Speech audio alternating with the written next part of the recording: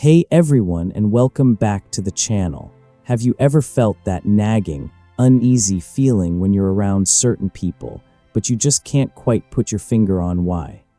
It's like an alarm bell ringing softly in the back of your mind, telling you something's off, but you don't have the clarity to pinpoint it.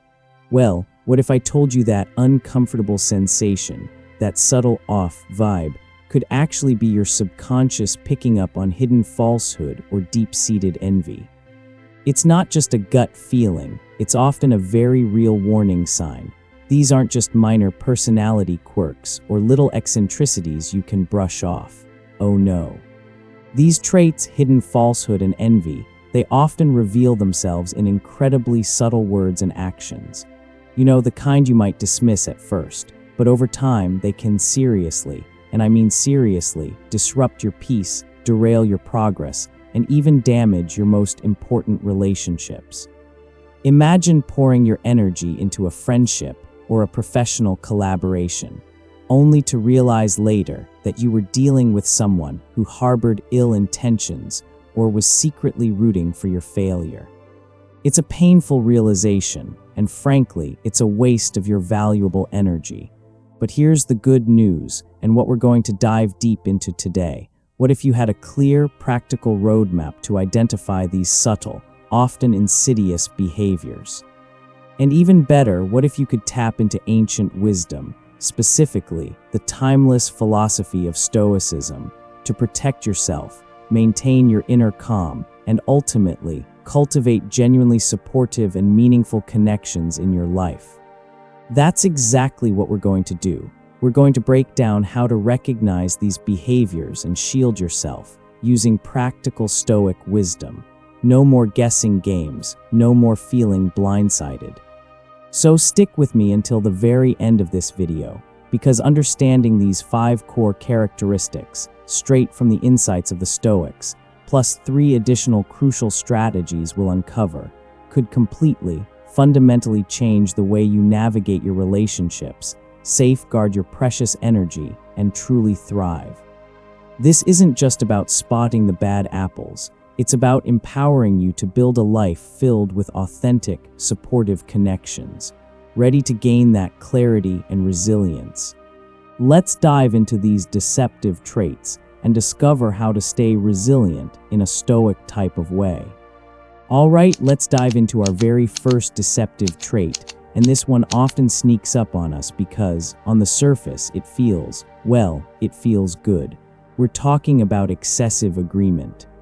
Now you might be thinking, how can someone agreeing with me too much possibly be a bad thing? And that's precisely the trick of it. Deceptive individuals, those with hidden agendas, often try incredibly hard to gain your trust by showering you with flattery or by constantly, almost unnervingly, agreeing with absolutely everything you say or suggest. This isn't genuine support, folks. This isn't the thoughtful nod of someone who truly understands your point of view. This is often a calculated tactic, a social lubricant designed to disarm you, to make you feel comfortable and validated, so that they can then subtly influence or exploit you later on. Think about it, a truly supportive friend, a genuine colleague, they listen, they offer constructive feedback. And yes, sometimes they might even respectfully challenge your ideas, not to undermine you, but to help you grow, to strengthen your arguments, to see things from a different angle. That's real collaboration, real connection. The ancient Stoic philosopher Seneca, a keen observer of human nature, once wisely observed that those who speak excessively often have little of substance to say. And while he was speaking broadly about verbosity, this insight applies perfectly to those who agree excessively. Their words, their constant yeses, often lack genuine thought, conviction, or personal stake. It's like they're just echoing back whatever they think you want to hear, with no real depth behind it. It's surface-level validation, not true understanding. Let's imagine a real-world scenario to make this concrete. Picture this. You're in a meeting, brainstorming a new project. A genuine, supportive colleague might say, "That's a great idea, Sarah, and I'd like to add this small refinement based on X data point." They're building on your idea, showing they've engaged with it. But the excessively agreeable person, they'll jump in with, "Oh, absolutely, that's brilliant, Sarah. You're always right. I completely agree with every single word." They might even try to out-agree everyone else in the room. They don't contribute original thought. They just validate, validate, validate. It feels good for a second, but it doesn't move the needle, does it? Here's the common pitfall and why this is so effective for manipulators. We, as humans, are naturally drawn to validation. We like to be praised, to be agreed with. It feeds our ego, and it makes us feel accepted. So we easily become susceptible to this tactic, mistaking flattery for genuine support, lowering our guard and becoming more easily influenced. We think, "Oh, this person really gets me," when in reality, they're just trying to get something from you. The crucial thing to remember is this: be mindful of people who seem overly agreeable, particularly when their actions don't align with their words.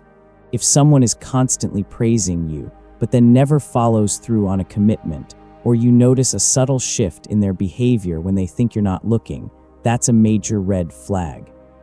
Genuine relationships are built on honesty, folks, even when opinions differ. True connection flourishes in authenticity, not in a constant echo chamber of yes. So the lesson learned here is simple, yet powerful. You must learn to distinguish the fine line between acts of sincere kindness and those with manipulative intentions. It's not about being cynical, it's about being discerning. Pay attention to the consistency between their words and their deeds, because often the sweetest words can hide the sharpest thorns. And that takes us to our next point, which often reveals itself right after you've achieved something big. Okay, so we've talked about the red flag of excessive agreement. Now, let's move on to our second crucial indicator, and this one hits home for many of us who are striving for growth and achievement. How do people react to your success? This is a profound litmus test, folks. When you achieve something, whether it's a career promotion, a personal milestone, a new relationship, or even just a small win, pay very close attention to the subtle cues from those around you. This is where hidden envy, insecurity, or even resentment can truly reveal itself. It's not always obvious, like someone outright saying, "I hate that you succeeded." No, it's far more insidious than that. Look for dismissive remarks, comments that subtly downplay your achievement, making it seem less significant than it is. Notice a distinct lack of enthusiasm, a flat response where you'd expect excitement, or even an attempt to quickly change the subject away from your good news. Or perhaps most subtly, you'll observe efforts to just generally downplay your own progress, minimizing your hard work or attributing it to luck or connections rather than your actual effort. The great Stoic Emperor Marcus Aurelius, a master of observing human behavior, indicated that we should never be surprised by the behaviors of others, and that instead we should study them. He wasn't suggesting we become cynical, but rather that we become keen observers. This wisdom applies directly here. Don't be shocked when someone reacts poorly. Instead, calmly study their response. Is it coming from a place of genuine support or something else entirely? Let's imagine two very different scenarios. Picture this: you just landed a dream job, a significant step up in your career. A truly supportive friend or family member will celebrate with you enthusiastically.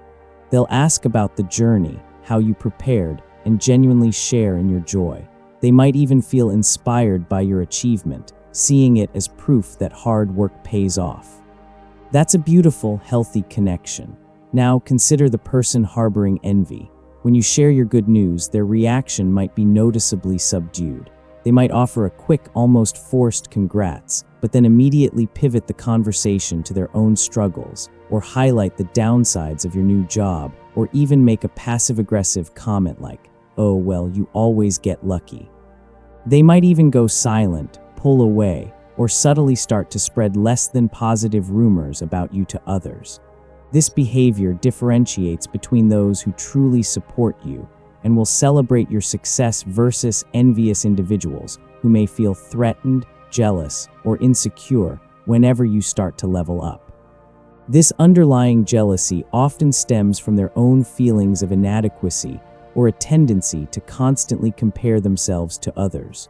When they see your progress, it shines an uncomfortable spotlight on their own perceived shortcomings, and that can trigger a negative, often unconscious, reaction. They're not truly upset with your success. They're upset with what your success makes them feel about themselves. So, by calmly and cautiously observing these responses, you can identify for yourself who truly has your best interests at heart and who doesn't. It's not about seeking validation from them. It's about gaining clarity for yourself. Your success acts as a powerful, unvarnished mirror, reflecting the true nature of those around you. And understanding this allows you to choose wisely who you invest your precious time and energy in. This discerning observation leads us directly to our next crucial point: how your own inner strength is your greatest shield. All right, so we've learned to spot some of the external signs, the excessive agreement, the subtle shade thrown at your successes. But what happens when you do encounter these behaviors? How do you not let them derail you? How do you maintain your inner peace? Well, this brings us to a core tenet of Stoicism and our third powerful principle: prioritizing your inner virtues. This, my friends, is your ultimate unbreakable shield against the negativity and the deceit you might encounter in the world. Think about it. When you're surrounded by people exhibiting deceit or jealousy, trying to bring you down or manipulate you, what is truly within your control? You can't force them to change their behavior. You can't magically make them genuine and supportive. But what you can control, and what the Stoics emphasized above all else, are your own thoughts, your own actions, and the cultivation of your own character. And this is where your true power lies. A steadfast character, according to the Stoics, is rooted in virtues like humility, honesty, and kindness. These aren't just lofty ideals to strive for. They are practical tools that you can actively cultivate in your daily life. When you embody these virtues, something remarkable happens. You begin to neutralize the negativity around you. It's like shining a light in a dark room. The shadows have nowhere to hide. Your integrity acts as a mirror, subtly exposing the true nature of those around you, not through confrontation, but simply through the contrast of your own behavior. Let's take each of these virtues for a moment. Humility doesn't mean thinking less of yourself. It means thinking of yourself less. It's about recognizing your own strengths and weaknesses without arrogance or defensiveness. When you're grounded in humility, the envious remarks of others simply won't stick. You know your worth, and you don't need external validation. Honesty, of course, is about being truthful in your words and actions. When you operate with integrity, you build a foundation of trust, not just with others, but with yourself. You know where you stand, and you don't need to engage in the manipulative games that others might play. And finally, kindness. Kindness, even towards those who might be exhibiting negative behavior, can be incredibly powerful. It doesn't mean being a doormat, but rather approaching interactions with empathy and a genuine desire to do what is right. This can often disarm those who are acting out of negativity. Consider a real-life example. Imagine a situation where a colleague is subtly undermining your work due to their own envy. Your instinct might be to get defensive, to retaliate, to engage in the same kind of petty behavior. But the Stoic approach would be to double down on your own virtues. Continue to produce high-quality work with humility. Be honest and transparent in your communication, and even extend kindness to your colleague where appropriate, perhaps offering help or acknowledging their contributions. Your consistent positive behavior will likely highlight their negativity without you even needing to say a word. It builds your inner strength and resilience, making you less susceptible to their harmful influence. By embodying these virtues, you're not just protecting yourself from the external negativity, you're also cultivating inner peace and a sense of purpose. The Stoics believed that living in accordance with virtue is the path to true happiness and fulfillment.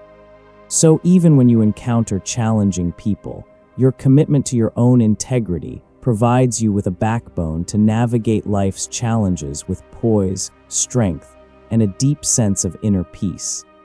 This isn't about changing the people around you. It's about empowering yourself from the inside out. And this inner fortitude becomes particularly important when we consider how trust is truly earned. We've established that our inner virtues are our shield, but what about those relationships we're building? How do we know who we can truly count on? This brings us to our fourth critical insight, deeply rooted in Stoic wisdom. True trust is earned over time, and you should always be wary of those who try to rush the process. The wise Seneca once again provides a powerful reminder here. He sagely pointed out that time reveals all truths. This is a fundamental law of human nature, and it's especially pertinent when you're trying to discern authenticity. Deception, more often than not, attempts to hide behind an urgency to gain trust. Think about it. If someone has genuinely good intentions, if their character is truly solid, they have no need to rush you into trusting them. They'll let their consistent actions speak for themselves. So, what does this look like in the real world? Let's consider some red flags. Have you ever met someone who, within just a few days or weeks of knowing you, starts sharing overly personal details about their life, or makes grand declarations of loyalty and friendship? Or perhaps they offer huge, immediate promises like, "I'll always be there for you, no matter what," or "I can get you connected to X influential person right away." And while those words might feel good in the moment, if there's no established history, no track record, it's a huge warning sign. Compare this to how genuine trust is built. It's a gradual process, like building a strong, sturdy bridge.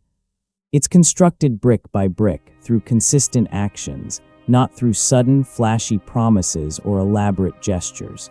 A trustworthy person shows up repeatedly, keeps their word on small things, demonstrates reliability, and proves their integrity over weeks, months, and even years.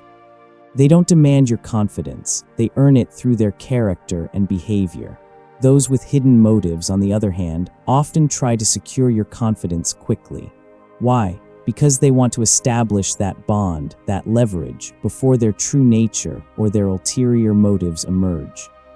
They want to get you invested before you have enough data points to see the inconsistencies. They might promise you the moon, but when you look closer, their actions are either absent, inconsistent, or don't align with their grand claims. That rush, that pressure to trust them immediately, is often a tactic to bypass your natural discernment and critical thinking. So, with that in mind, the key Stoic takeaway here is to make sure to let time be your guide in determining people's authenticity. Be patient, observe, don't feel pressured to instantly classify someone as trusted just because they're pushing for it. Real trust needs to marinate. It needs to be tested through various situations. It's a precious commodity that shouldn't be given away freely or quickly. And speaking of testing, our next point really highlights how people behave when put under pressure. Okay, so we've covered the subtle signs of false agreement and envy, how to armor yourself with virtue, and why trust takes time. Now, let's talk about a behavior that's incredibly revealing, especially when things go wrong. Beware of excuses and people playing the blame game. This is a classic tell. Deceptive people often avoid taking responsibility for their actions. Instead of owning up to their mistakes or shortcomings, they'll instinctively shift blame onto others, or they'll craft elaborate, often convoluted, excuses when confronted. Think about that for a second. True accountability is a cornerstone of genuine character and healthy relationships. When someone consistently sidesteps it, it's a huge warning sign. The Stoics had a profound insight into this. Seneca once noted that people are not troubled by events themselves, but by the way they perceive them. This means our emotional response to a situation and how we frame it is entirely within our control. A Stoic would say, "I made a mistake and I will learn from it." A person playing the blame game, however, says, "It's not my fault. X, Y, or Z person's circumstance made me do it or caused this to happen." Let's look at some real-world examples. Imagine a work project that doesn't go as planned. A responsible team member might say, "I take responsibility for my part in this. I could have communicated better here." But the person who avoids accountability will immediately point fingers. Well, if John had delivered his part on time, or the system was just set up to fail, or even I was having a bad day because of traffic. These are attempts to externalize the problem, to avoid looking inward. Another common scenario is in personal relationships. If someone consistently hurts your feelings or breaks a promise, and their immediate response is to blame your reaction or to claim you misinterpreted things rather than acknowledging their own actions, that's a pattern of blame shifting. They're trying to manipulate the narrative to avoid the discomfort of personal responsibility. If someone repeatedly evades accountability, it's a major warning sign. Why? Because a person who can't take responsibility for their past actions is unlikely to learn from them or change for the better in the future. They're stuck in a cycle of denial and blame, which ultimately hinders their growth and erodes any trust you might place in them. So the powerful takeaway here is to assess people's behaviors logically. True character is revealed not in words, especially not in words that deflect, but in how someone responds to their sets of challenges and mistakes. It's in the quiet courage to say, "My bad, what can I do to fix it, and what can I learn from this?" That, my friends, provides a clear picture of who that person truly is. And this brings us to a crucial point about looking inward before looking outward. All right, we've covered 5 critical traits that help us spot deception and envy in others. But here's where the truly transformative work begins. This is our 6th crucial insight, and it's perhaps the most challenging, yet most rewarding. Before we point fingers, before we judge the behavior of others, we must turn the mirror inward and honestly face our own shadows. This is a core tenet of Stoicism, the profound emphasis on self-awareness and self-mastery. The Stoics believed that true wisdom begins with understanding ourselves. If we're constantly looking outward, always dissecting the flaws of others, we miss the most powerful opportunity for growth, the opportunity to improve ourselves. What good is it to spot envy in someone else if we, too, harbor those feelings? What benefit is there in recognizing deceit if we ourselves are not always operating with complete integrity? This isn't about blaming yourself. It's about empowerment. It's about taking control of the one thing you truly can control, your own character and your own reactions. So how do we practice this self-reflection? It starts with asking ourselves uncomfortable, yet necessary questions. Consider these as your personal Stoic self-inquiry. Have I ever felt a pang of envy when someone else succeeded, especially someone close to me? And if so, how did I manage that feeling? Did I let it fester, or did I acknowledge it and choose a more virtuous path? Am I always truthful in my words and actions, even when it's uncomfortable, or when it might lead to a difficult conversation? Or do I sometimes stretch the truth, make an excuse, or omit details to avoid conflict or negative consequences? Do I readily take responsibility for my own mistakes and shortcomings? Or do I, like those we've discussed, sometimes find myself looking for external factors to blame when things don't go my way? Do I consistently act with kindness, even towards those who might not deserve it, or those who have wronged me? Or do I succumb to bitterness or retaliation? These questions aren't meant to make you feel guilty. They are tools for growth. The Stoics practiced daily reflection, often at the end of the day, reviewing their actions and thoughts to see where they aligned with virtue and where they fell short. This isn't about self-condemnation, it's about self-correction. It's about being rigorously honest with yourself so you can identify your own negative tendencies and actively work to transform them. The immense benefit of this practice is twofold. First, it helps you develop a deeper understanding of human nature, including its flaws, which in turn fosters empathy and a more nuanced perspective when dealing with others. You'll realize that often, the very behaviors we dislike in others might be rooted in universal human insecurities that we ourselves grapple with. Second, and perhaps most importantly, by addressing your own shadows, you become a stronger, more authentic, and more virtuous individual. You elevate yourself, not just in your own eyes, but in the eyes of those around you. You truly become that unbreakable shield we talked about, built from the inside out. True personal growth, the kind that lasts and brings deep satisfaction, doesn't come from fixing others. It comes from diligently working on yourself, and this commitment to inner work leads us to the crucial next step: how to actively use this Stoic wisdom to set healthy boundaries and cultivate the relationships that truly enrich our lives. All right, we've come a long way. We've learned to spot the subtle cues of falsehood and envy. We've understood the power of our own virtues, the crucial role of time in building trust, and the revealing nature of the blame game. We've even turned the mirror inward to examine our own tendencies. Now, what do we do with all this wisdom? This final section is about applying these Stoic principles to actively set healthy boundaries and cultivate genuine connections in your life. Knowing is one thing, acting is another.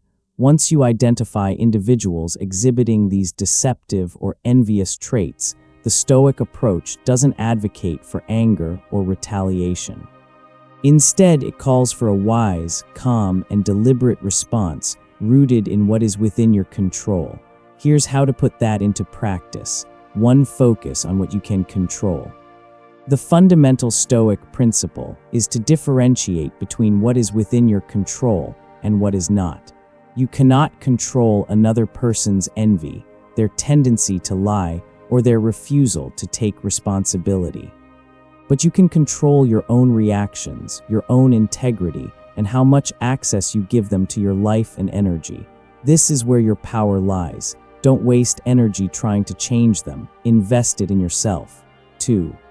Practice emotional resilience. When confronted with negativity, maintain your inner calm.